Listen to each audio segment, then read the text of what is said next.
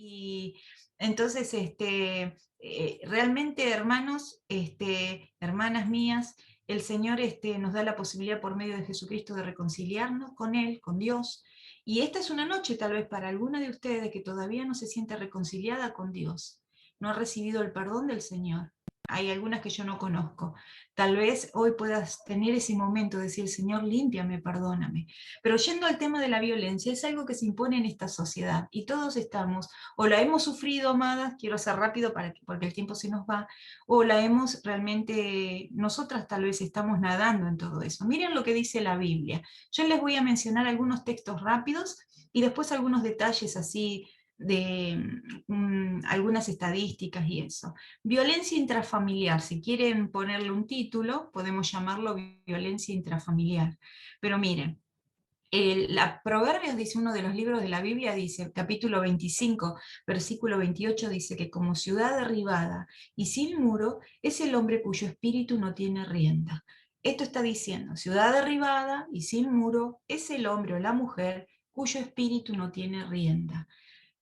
¿Por qué ciudad derribada o sin muro? El muro lo protegía. El muro protegía a la ciudad de la invasión de la gente fea que venían a invadir y a querer matar, robar y destruir. Bueno, una persona cuyo espíritu, su vida interior, no tiene riendas, no tiene control, dice que es así como una ciudad sin muro.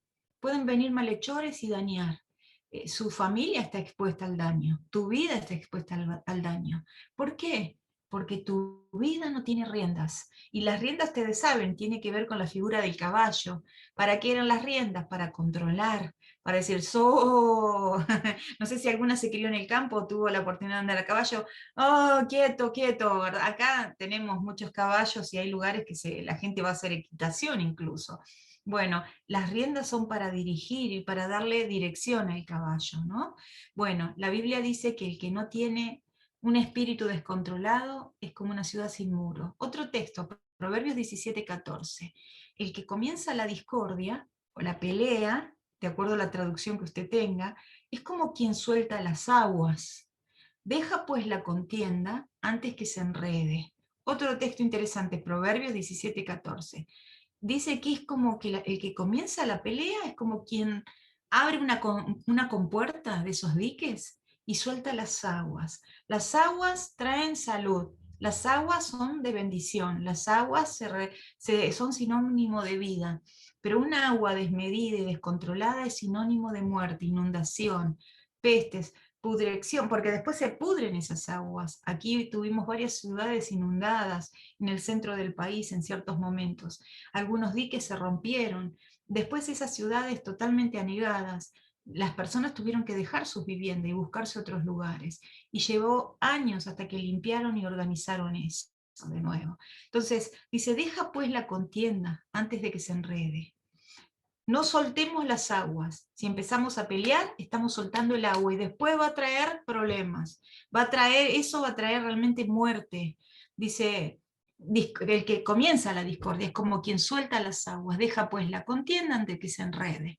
Se va a enredar después todo, no va a haber vuelta, va a quedar peor. Proverbios 12:16 dice, el insensato, Proverbios 12:16, el insensato al instante da a conocer su ira, pero el que disimula la afrenta es prudente. El que disimula la afrenta. Y yo estaba pensando, ¿por qué Proverbios menciona esto? Pasar por alto la afrenta, dice otra versión. No es solo disimularla. Disimular me suena a silbar bajito y mirar para otro lado, ¿no? Bueno, la Biblia está mencionando algo así, pero en realidad está diciendo, déjalo, no lo tomes en cuenta. Entonces el insensato, según Proverbios 12:16, al instante da a conocer su ira, pero el que disimula la frente es prudente. Al instante se enoja, en otras versiones. Ustedes pueden buscar la Biblia paralela y buscar distintas versiones en internet, hermanas, y lo van a encontrar.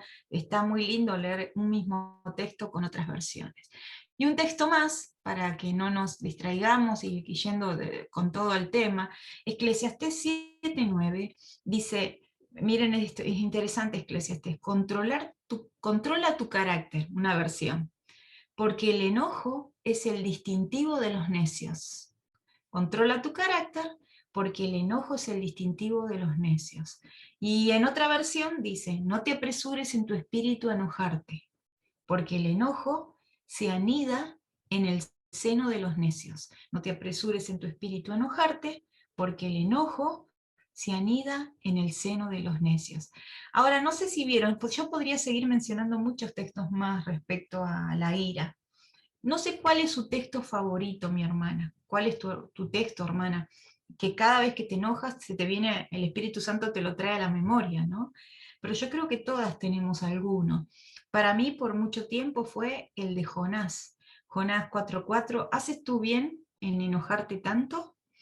Entonces hablamos de la violencia.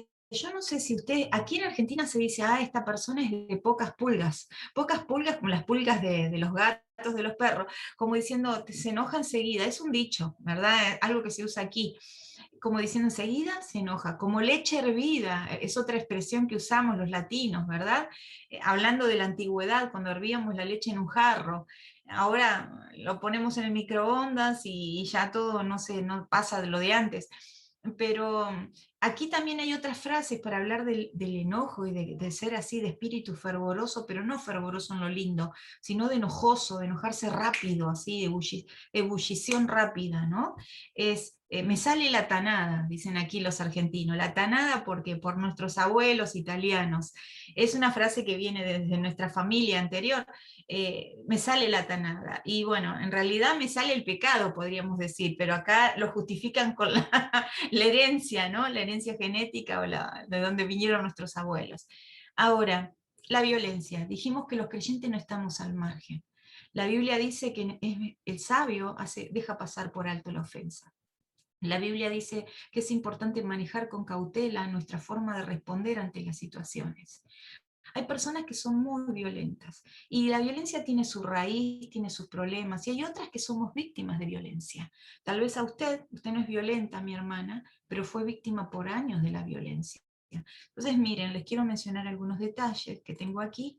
Mañana les voy a pasar algunas cosas escritas. Las estadísticas de violencia entonces afecta a la familia, destruye las familias y afectan las iglesias y arruinan las sociedades. La iglesia local ha sido llamada por parte de Dios a ser un refugio para las personas oprimidas, para las viudas, para los huérfanos y para aquellos que sufren. La violencia en el interior de la familia puede ser de distintos ángulos que después vamos a ver, de que puede ser psicológica, física, violencia sexual, pero más que nada en este último tiempo se está hablando mucho del feminicidio. Según algunas estadísticas, dicen que el 70% de las mujeres hemos sufrido violencia doméstica. Miren, eso me llamó la atención. Pero el 70%, de 100 mujeres, 70 sufrieron algo, está diciendo esta cifra, ¿no? Pero lo que quiere decir esto es aquellas que lo reportaron, porque hay muchas mujeres que no han reportado aún la violencia en el hogar, estamos hablando en el seno del hogar. Entonces, las que han reportado ya el 70%, pero esta cifra puede subir a mucho más. Entonces, es una realidad cruel, pero es una realidad, algo sonante, algo fuerte en nuestra sociedad y en nuestras vidas y en nuestra iglesia. Miren, dicen algunas cifras, 137 mujeres mueren, son asesinadas por algún miembro de su familia cada día en el mundo, ¿no? 137 mujeres hoy en alguna parte del mundo. Otra cifra, 58 de cada 100 mujeres, 58 de cada 100, son asesinadas por sus parejas o familiares. No un extraño, no la mató el vecino, no la mató alguien de ahí de la ciudad, la mató alguien que vivía con ella, alguien del núcleo familiar. Algo más, América después de África es el segundo continente de más muertes, feminicidio, hablamos en cuanto a la mujer. ¿Por qué estoy mencionando? Hoy por hoy es difícil, es un tema sensible, ¿verdad, hermanas? Porque están por ahí, escuchamos, las feministas que están con los pañuelitos verdes, gritando y diciendo yo defiendo el género, yo he sido muy...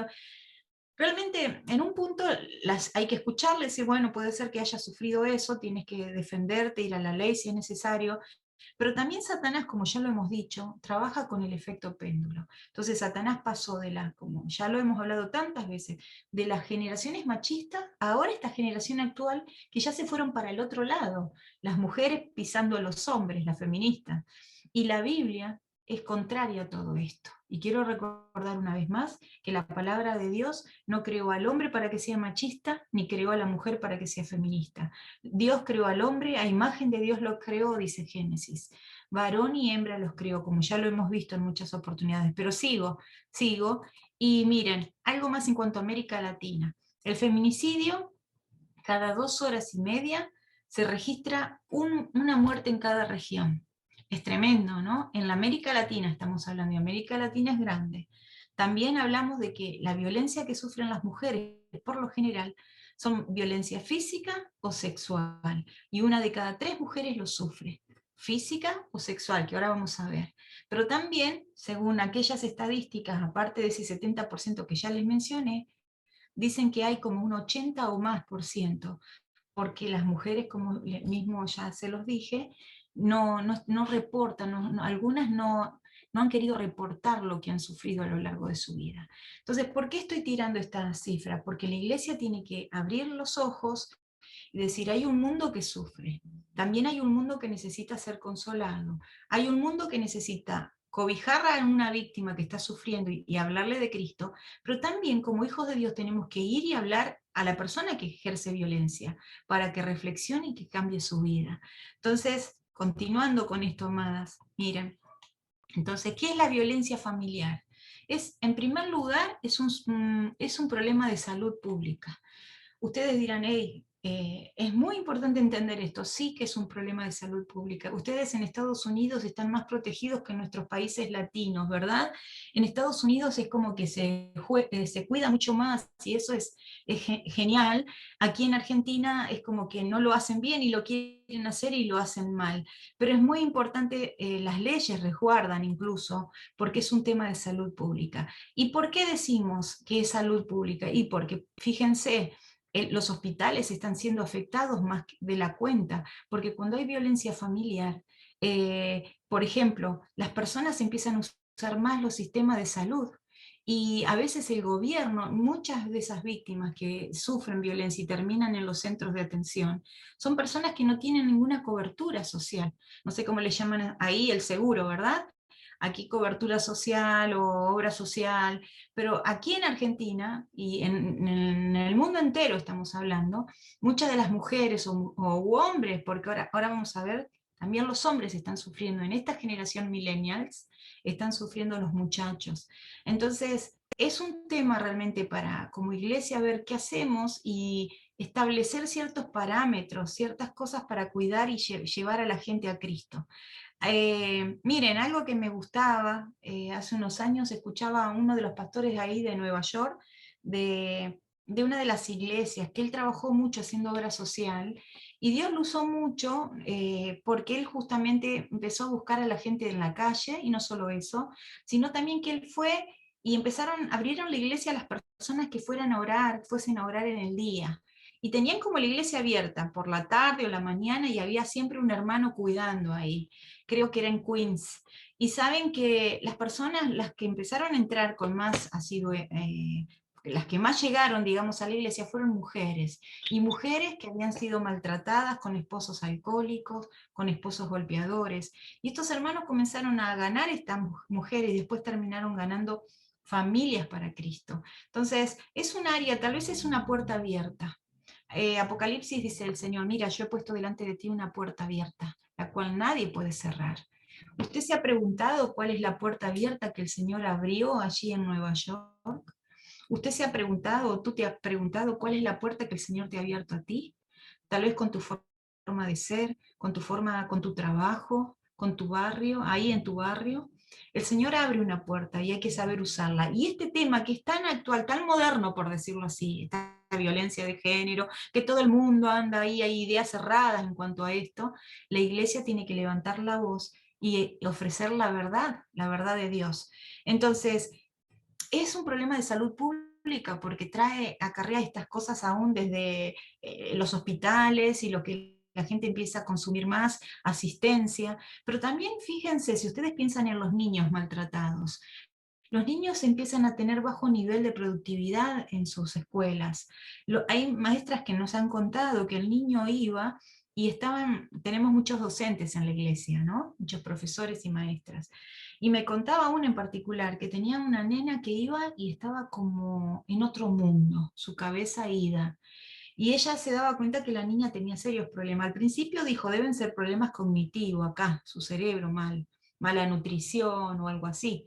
Sin embargo, después con el tiempo vio que la niña tenía como golpes, moretones. Y ella dijo, uy, esto lo voy a tener que denunciar. Ella es docente en una zona tremenda de Buenos Aires, bien heavy, ¿verdad? Y saben que le llaman el Fuerte Apache, no sé si lo han escuchado, pueden entrar a internet y mirar, son todos edificios, que hay gente de todo tipo, ¿verdad? Zonas de emergencia ahí. Entonces ella comenzó a orar y dijo, Señor, permíteme, porque en las escuelas públicas no les permiten que hables de fe, que hables de lo que tú crees. Entonces ella dice, Señor, ¿cómo llego a estos niños? Y esta niña en particular. Y un día la niña vino y le contó lo que estaba viviendo en el hogar y todo lo que sufría. Así que ella tuvo la oportunidad después de hablar con la madre, pero ustedes saben, la madre no quería hablar porque la madre estaba tapando todo. Ella era víctima también, la madre, y en vez de contar para buscar ayuda, entró en esa especie de silencio que ahora vamos a ver les pasa también a las personas cuando son víctimas. Entonces, un niño tiene poco rendimiento o bajo rendimiento escolar. ¿Y cómo va a ser ese niño cuando sea adulto? Un adulto traumado. ¿Cómo va a ser ese niño cuando sea adulto? No va a funcionar para la sociedad. Va a producir poco, bajo. No va a producir para el país. Entonces al gobierno no le conviene, es un asunto de salud pública, el tema de la violencia, porque incluso al gobierno no le conviene, a la sociedad no le conviene, porque es cuidar al ser humano que a futuro va a redituar y va a rendir aún para esa sociedad. Entonces, eso es para que se entienda un poco, pero continuando también, imagínense, hay mujeres que viven ese infierno en el hogar, u hombres que viven un infierno en el hogar. Y cuando van a sus trabajos, su cabeza, ¿dónde va a estar? En otro lugar.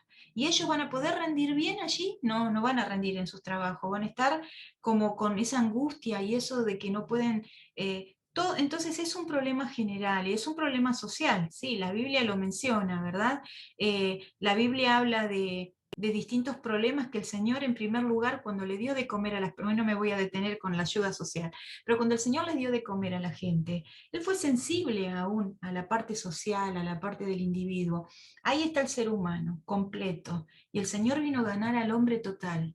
Somos tripartito, dijimos, todo vuestro ser, espíritu, alma y cuerpo sean guardados irreprensibles para la venida de Cristo, dice Tesalonicenses. Entonces, no somos solo un alma a salvar, también hay una cabeza, un espíritu, un alma con los pensamientos, ¿verdad? Pero también hay un cuerpo que necesita ser alimentado y cuidado. Pero tengo que avanzar. Miren, quiero ir más de lleno. Pero no solo, cuando hablamos de violencia de género, estamos hablando de la desvalorización de la mujer propiamente, ¿verdad? Y, y entonces, si alguna mujer me dice hoy, por ejemplo, alguna de ustedes, ¿cómo sé yo? O tal vez usted esto puede anotarlo, hermana, después les va a quedar, mañana le voy a dar el PDF para que usted lo tenga. ¿Cómo, si una hermana o una mujer le dice, uy, yo estoy pasando una situación crítica en mi hogar, un problema familiar? ¿Cómo sé si estoy sufriendo violencia? Tal vez se puede hacer estas dos preguntas que les voy a hacer ahora para que ella pueda analizarse. Después les puedo dejar algún test también, si quieren, para que tengan para analizar este tema de la violencia en el hogar. Primer pregunta que cualquier mujer se puede hacer, o cualquier persona, aún un joven, aún un hombre. ¿Hay abuso de poder en esta relación en la que estoy? ¿Hay abuso de poder? Es la pregunta. ¿Hay desigualdad en la relación que permite que haya abuso de poder? Primer pregunta, ¿no? Abuso de poder, desigualdad. ¿Qué quiero decir con esto? Que la vida, en realidad, toda relación tiene que ser balanceada. Aún los padres con los niños, amadas. El Señor nos comisionó a los niños para cuidarlos. Si eres abuela, si eres madre. No es para decir, soy tu madre y te callas, como tal vez nos criamos nosotras, a la antigua, ¿no? ¿Y qué hacían antes? Aquí en Argentina había mucha violencia y le daban a uno así como un cachetazo, ¡tac!, en la cara, y uno daba vuelta como un trompo, ¿verdad? Como un, no sé cómo le llaman ustedes, pero así tal vez muchas nos hemos criado. Eso no es atributo de los padres, la violencia, y muchas veces el pueblo de Dios justifica los textos que hablan de la disciplina de los hijos para justificar la violencia o un carácter mal llevado, ¿no? Entonces, primer pregunta, en la relación que estás, ¿hay desbalance? ¿Hay uno que se impone sobre el otro? Entonces, miren, Dios nos creó, y ya hemos estudiado este pasaje de Génesis, Dios creó al hombre y a la mujer para hacer una unidad perfecta, un puzzle, como habíamos dicho. ¿Se acuerdan la palabra Efer, que era que ayuda, le haré ayuda, idónea para él en Génesis? Bueno, el concepto del Señor, cuando nos creó a las mujeres, fue que seamos ayuda a los hombres, asistiendo. Pero no solo eso, también la idea del contexto es que el hombre, porque Éter, la palabra de ese, Éser, con Z, es ayuda tal como la que Dios nos da a nosotros. Dios es nuestra ayuda y nuestro socorro, dice la Biblia, y usa el mismo término, les recuerdo, para las que no nos acordamos, el mismo término para hablar de la ayuda que Dios me da a mí, la que te da a ti. Dios es nuestro Éter.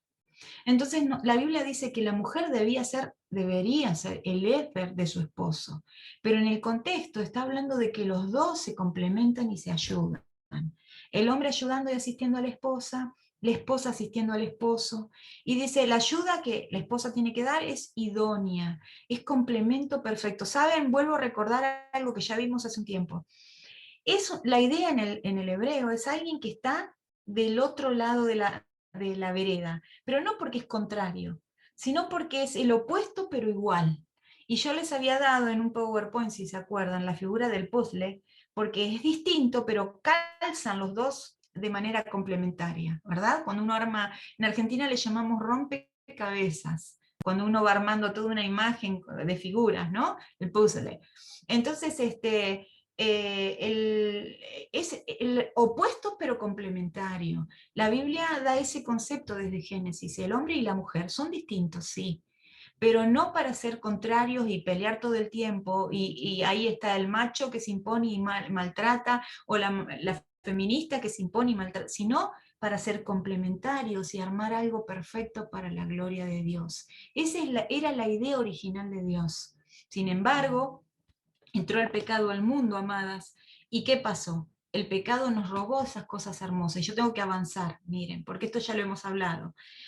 La segunda pregunta, ¿hay abuso de poder en esta relación? Primera pregunta. Segunda pregunta, ¿las prácticas de violencia dañan o limitan alguna capacidad en particular, mía o de otra persona? ¿Las prácticas de violencia en este hogar dañan o limitan alguna capacidad en particular humana? Miren, yo he hablado con madres, esto después lo van a tener, ¿verdad? Madres me dicen, ay, yo me siento culpable porque no le puedo dar a mis hijos lo que yo querría en este país, imagínense cómo está Argentina, ¿no? En este país tan particular, y me gustaría que ellos estudien música, que hagan gimnasia, natación, que sean deportistas, que aprendan bien el inglés para que tengan una mejor salida laboral a futuro, pero no le puedo dar eso porque soy pobre, dicen muchas madres aquí. Entonces, es triste, la pobreza conlleva todas esas cosas, pero a veces no es la pobreza el peor mal, muchas veces es el trato que se da en un hogar. Saben que dicen los que estudian las conductas humanas que la pobreza se correlaciona muchas veces con maltrato, pero no porque los pobres seamos malos, sino porque tal vez hay muchas presiones económicas y los padres se desahogan en sus hijos, las frustraciones del día, lo que no funcionó, llegan a casa y ¿con quién se lo agarran? Con el indefenso.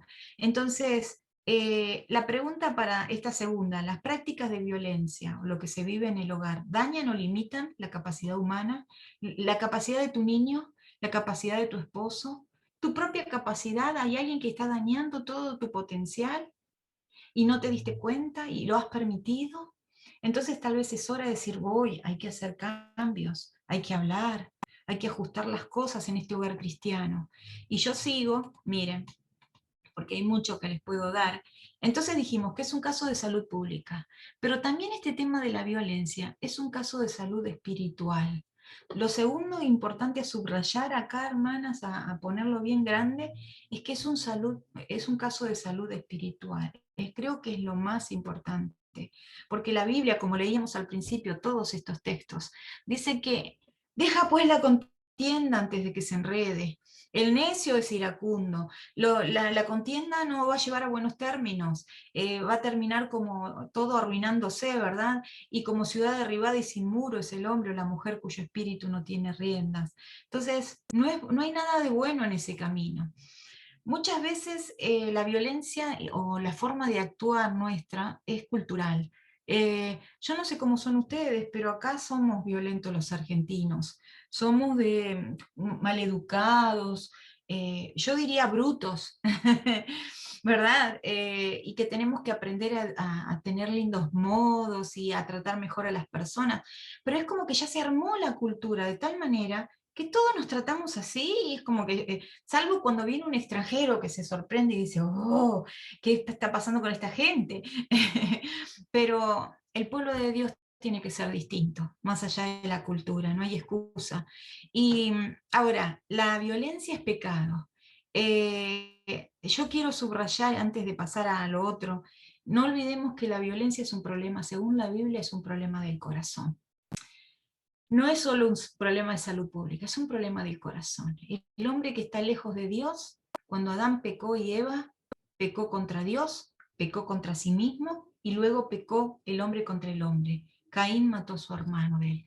Adán ya empezó pecando contra su esposa, culpándola. El juego de la culpa, ustedes saben, amadas, comenzó ahí en ese huerto del Edén. Entonces, todo pecado contra el otro, violencia, imponerse sobre el otro, comenzó hace mucho tiempo porque es una cuestión del corazón. Bueno, entonces es el corazón que necesita ser tratado, es el corazón que necesita ser convertido. Y usted me dirá, hey, pero yo ya soy salva, yo ya conozco al Señor. Tal vez esta es una gran noche para que nosotras reconozcamos, Señor, este es un área a rendir. Este es un área a llevarlo delante de ti, porque yo he tenido actitudes feas y ahora vamos a seguir viendo de qué manera podemos ser violentas, porque no es solo ir y agarrar así, como en un box, a las personas, ¿verdad? Sino podemos ser violentas desde distintos ángulos. Y también para analizar y ayudar a otros. La violencia puede ser física, entonces es una conducta que daña la integridad corporal del otro, la salud, maltrato, negligencia, privar de ciertas cosas básicas como la comida, una madre que no prepara la comida a sus niños porque está con el celular todo el día, eso es algo violento. Una conducta violenta porque no le está dando a la persona que depende de ella, ese ser indefenso, que no tiene otro cuidador, ella le está privando algo. Entonces eso es una especie de violencia. Ustedes saben, las asistentes sociales y ciertas personas muchas veces intervienen en las maternidades, en los hogares, con las paternidades así, cuando un padre es descuidado o una madre descuidada. Tal vez mi hermana, usted está pensando en su propia maternidad, o yo, evaluando mi maternidad. Y tal vez hoy sea una linda noche para decir, Señor, perdón, fui muy inmadura cuando fui madre. Señor, perdón, tal vez no hice las cosas de la mejor manera. ¿Saben? Nunca es tarde para pedir perdón a los hijos. Nunca es tarde para ir y decirle, mi amor, estuve evaluando mi maternidad y tal vez no la hice de la mejor manera. Lo hice como pude. Le pedí perdón al Señor y te pido perdón a ti. Los hijos grandes valoran mucho un padre o una madre que se atreve a hacer esa autoevaluación y con sinceridad delante del Señor ir y confesarlo a la víctima. El que encubre sus pecados no prosperará. El que los confiese y se aparta alcanzará misericordia. ¿Queremos vivir en misericordia, hallar gracia? Necesitamos reconocer lo que estuvo aún en el pasado mal. Porque hoy tal vez estamos tranquilas en otra etapa, pero hubo momentos oscuros en la vida, ¿verdad? Violencia física, violencia psicológica. Hablamos del daño psíquico en este caso. Es la acción de la conducta o la tendencia a controlar, a aislar a la persona, humillarla, avergonzarla, causarle daño psíquico, situaciones de violencia donde la idea es bajar a la persona, es disminuirla. ¿Y saben cómo termina esa persona que está con nosotros? Termina peor que como lo encontramos. Cuando agarraste a esa persona, llámese tu esposo, llámese tu amiga, tus hijos, estaban en mejores condiciones que años después cuando pasó el tiempo, porque, y te lo han reprochado, te lo han dicho, uy, me has hecho daño en esto. Uno tiene que ser reflexivo y tiene que con sinceridad buscar en el Señor perdón y el cambio. Saqueo, amada, Saqueo había metido la pata, diríamos así en criollo, ¿verdad? Muchas veces. Y él dijo, Señor, yo voy a restituir el daño que hice. Todavía una actitud arrepentida pasa por la restitución. Tal vez usted no puede volver a criar ese niño, pero usted puede ir y decirle, amor, soy reflexiva estos días y tal vez podría haber hecho las cosas mejor. Tú ya me lo has dicho en varias oportunidades y yo no lo quise ver. Yo estoy buscando de Dios el perdón y tu perdón. Y sabe, va a sanar un corazón si usted tiene esa actitud. Sigo, porque la violencia es física, psicológica, psíquico, ¿no? También sexual. En este caso se refiere a las mujeres, por lo general, niños violentados. Miren, hermanas, no es solo violencia, hablamos de la relación sexual propiamente, pero a veces muchas de nosotras de niñas dicen que ustedes saben que la mayoría de las mujeres, el 80% en un grupo de mujeres, sufrió algo, un manoseo, no sé cómo lo llamas tú, pero algo que no fue correcto, de un tío, de un primo, un abuelo y muchas, aún del propio progenitor. Entonces, violencia sexual involucra aún ser expuesta a cosas pornográficas. Miren, amadas, hay jóvenes que nos han dicho, tengo problemas con la pornografía ahora. Tengo problemas porque consumo cosas que sé que están mal delante del Señor. Y le hemos dicho, uy, el tiempo se va. Le hemos dicho, porque quiero terminar diciendo qué puede hacer la iglesia. Pero es un tema este, ¿verdad? Y le hemos dicho, hey, ¿cómo comenzaste en esto? Bueno, si tengo que ser sincero, nos comentaron, realmente comenzó porque yo vi a mi padre que estaba consumiendo todo esto. Entonces, realmente estoy consumiendo todo esto porque en casa mis padres, mi papá, miraba pornografía, escondida y abiertamente. Entonces, miren, le rompió la cabeza, como diríamos aquí, al niño, le arruinó los pensamientos, le arruinó el mundo interior. Eso fue una violencia de orden sexual, que el padre, sin querer o queriendo, por ser descuidado, por ser también el pecador, arruinó ese mundo interior del niño. Eso no está bien. Los niños no tienen que ser expuestos a esas cosas, ese tipo de cosas. Entonces, todo lo que sea aún la insinuación muchas veces, hoy en día se toman como violencia sexual las insinuaciones, por eso se hacen hasta juicios, cuando en los trabajos alguien se insinúa, ¿verdad? Ustedes saben, ahí es común en Estados Unidos y lo ganan las mujeres seguramente, o la persona que sufrió ese tipo de acoso. Ahora, también hay otra violencia, quiero ir avanzando porque ya tengo que terminar en otra parte, violencia económica o patrimonial. Hay un tipo de violencia que es bueno, te portaste mal, no te doy de comer. Yo monopolizo el dinero. Entonces, si yo monopolizo el dinero, es una manera de imponerme sobre el otro. Violento es algo cuando uno le quita el derecho que le corresponde a la otra persona. Miren, yo no sé si en sus libretas de boda, aquí la ley es clara. La ley dice, me imagino que allí también, que el esposo y la esposa están obligados mutuamente a darse cuidados, a darse provisión. Y si está enfermo, uno tiene que cuidar al otro y asistirlo. Y ustedes saben, y está obligado, y si no lo hace, mientras están casados, se toma como abandono de persona. Monopolizar el dinero también pasa por lo mismo. Es una manera de, yo soy el que controlo esto. Y saben, a veces, en las culturas anteriores, los hombres lo hacían, y después pasó una etapa, no sé si les pasó a ustedes en sus países, aquí fue así. Venían los padres, los abuelos, y le decían a la abuela, toma, aquí está el dinero que gané en el mes. Administralo todo el mes, yo me desentiendo, con lo que ya trabajé es suficiente. ¿Y qué hicieron nuestras madres y abuelas? Se volvieron una gran matriarca porque ellas después monopolizaban el dinero y se impusieron en la familia. Y eso les dio un lugar desubicado. Y miren, porque el hombre se lavó las manos ante la responsabilidad de ser socios y juntos administrar el dinero. En realidad el matrimonio es una gran sociedad, entonces debemos hacer las cosas de manera balanceada y equitativa. ¿Y qué pasó? Ahora las mujeres muchas se criaron, se formaron así, con ese sentido de valor, de dignidad caída, y no manejo un dinero, no manejo el dinero. Una hermana grande me confesó hace unos años que ella no tenía derecho a comprarse ningún par de zapatos por gusto propio. porque el esposo administraba de tal manera, lo hacía bien, no le faltaban otras cosas, pero ella como mujer no tenía derecho a decir, quiero esos zapatos, y voy y me los compro porque realmente me gustan, y veo que él no le permitió eso. Cuando él muere, amadas, ella cobró una indemnización muy grande. ¿Saben qué hizo después que él murió? Fue y se compró como 7 pares de zapatos. Me llamó a su casa y me dijo, mira, mira lo que tengo aquí, 7 pares, bellísimos todos, ¿no? Y yo digo, ¡ay, qué hermosos! Y le digo, ¿por qué hizo eso? ¿Por qué tantos? Así de golpe, porque uno se va comprando como de a poco. Y ella dice, es que nunca me di ese gusto, porque yo fui una mujer oprimida.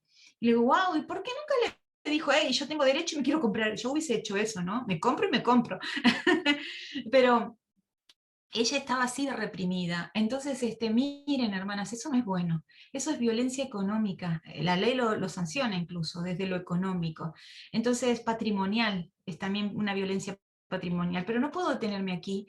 Yo quiero solo mencionar que hay una cíclica entre este efecto de la violencia, y tengo que terminar rápido.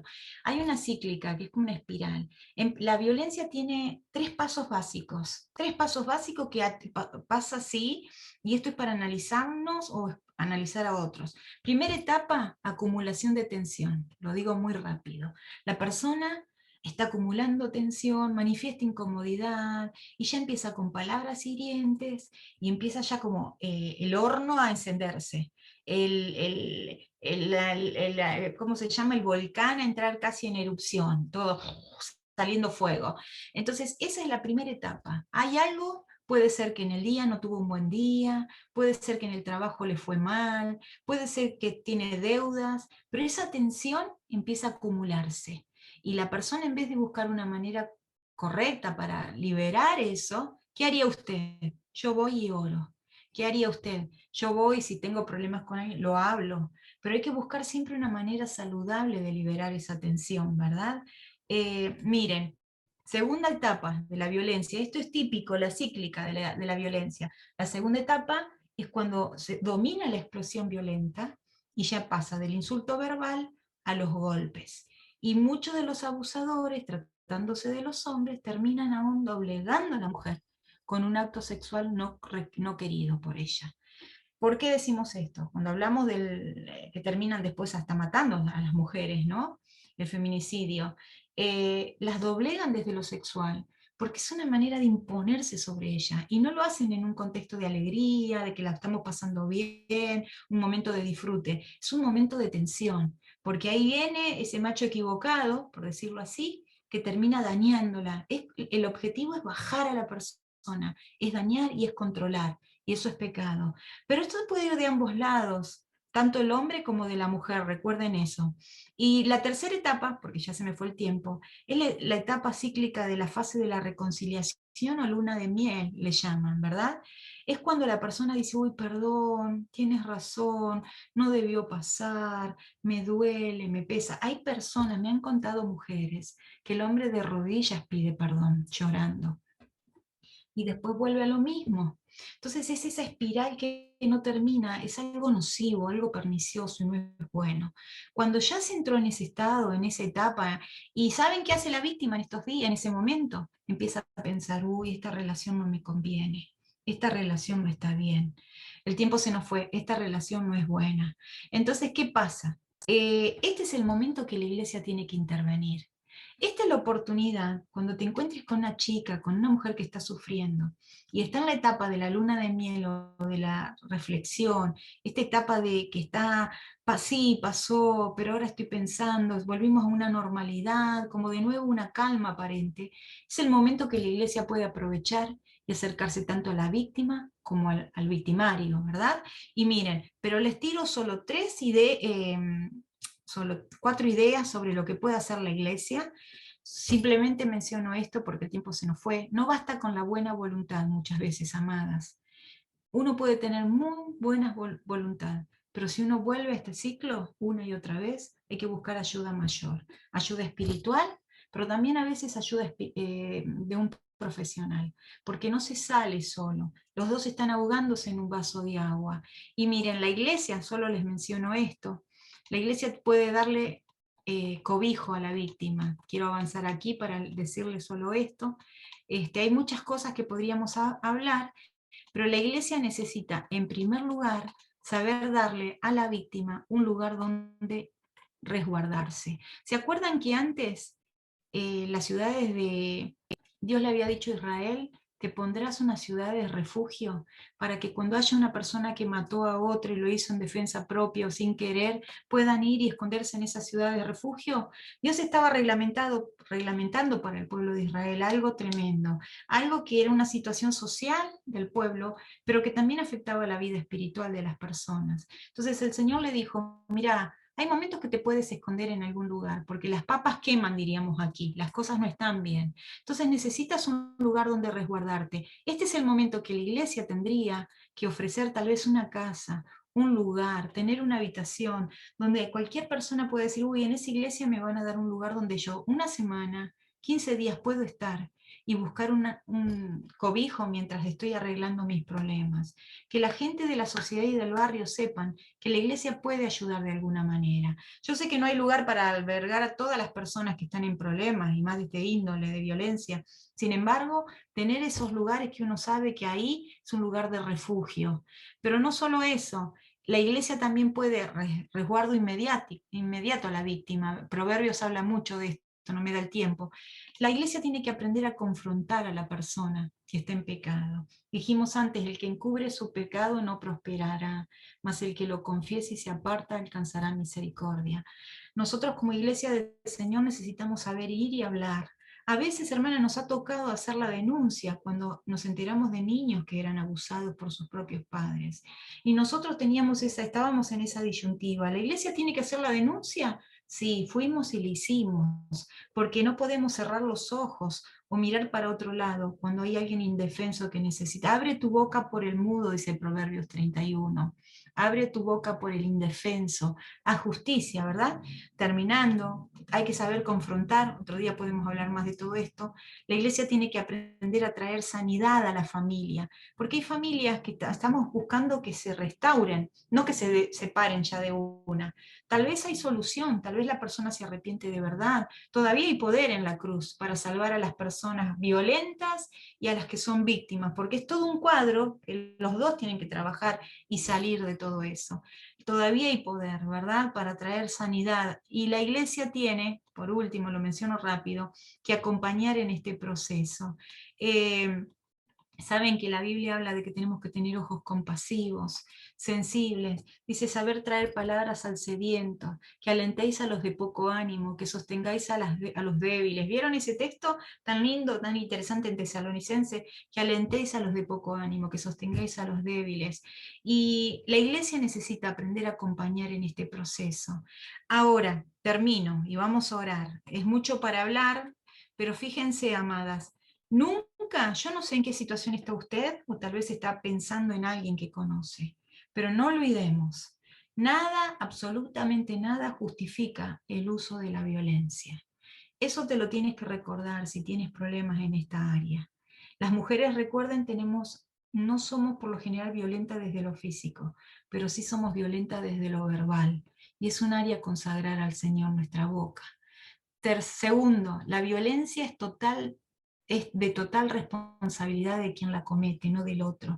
Tú me hiciste enojar, mira lo que me hiciste, mira cómo me has puesto. No, no, no, tú solo decidiste estar así. Hey, pero si no, tú que me pusiste tan mal, no, no, no, no, no, yo pude tener malas actitudes, pero tú te puedes calmar y tomar tus propias decisiones y tener una conducta linda igual. No importa lo que nos hagan, es decisión nuestra ser santas, ser mujeres de paz.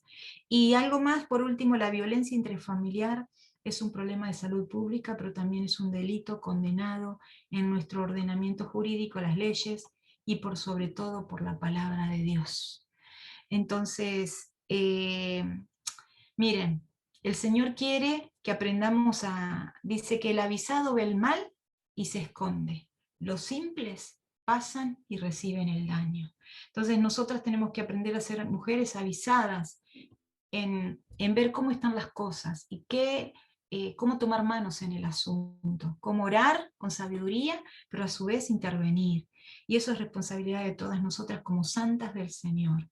mujeres grandes que vamos a cuidar y cuidamos a otras, ¿verdad? Las generaciones que vienen, mujeres jóvenes que tienen que cuidarse también a sí mismas. Amén. Voy a orar, hermanas. Yo creo que podemos tener un momento así en silencio. Yo sé que tal vez usted está pensando, esto no me toca a mí, es algo que no es mi tema, esto tal vez le puede pasar a otra persona, pero yo creo que todas no estamos ajenas porque la sociedad está reclamando estas cosas, el mundo está sufriendo por estas cosas. Entonces nosotras como hijas de Dios necesitamos abrir los ojos y ver cómo acercarnos a un mundo de dolor y cómo desde la sabiduría del Señor llevar a Cristo, pero aún con esa sabiduría para intervenir en todas las áreas del ser humano total, espíritu, alma y cuerpo. Todo sea guardado para el Señor. Y tal vez para alguna otra, esta es una linda noche para decir, Señor, tengo mala conciencia, tal vez en el pasado no manejé bien las cosas, te pido perdón. Tuve actitudes que no fueron correctas y actos violentos, palabras violentas. Pido perdón, Señor. Y guíame y ayúdame tal vez para restaurar, para, Señor, ir y pedir perdón al ofendido. Y para otras, tal vez sea una noche para decir, Señor, ayúdame a fortalecerme, porque necesito salir de este estado de víctima, de este estado donde otros se abusan y donde no es correcta esta relación, que se impone la violencia y el abuso de otra persona sobre mí. Ayúdame, Señor, tal vez muchas o alguna pueda orar de esa manera. Bendito Dios, dejamos todo delante de ti, Señor, es un mundo caído donde estamos. Tu palabra dice, en el mundo tendréis aflicción, pero confiad, yo he vencido al mundo. Señor, permítenos ser luz en este mundo oscuro, luz ante los que sufren. Tal vez nuestros hogares son lindos, Señor, hay paz, hay amor, hay calma. Señor, tu palabra dice, bienaventurados los pacificadores. Tal vez nuestro hogar es así, un hogar de pacificadores. Sin embargo, afuera, Señor, es todo muy distinto.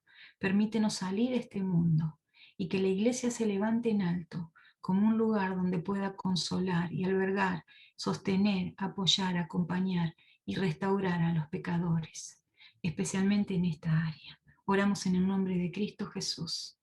Amén.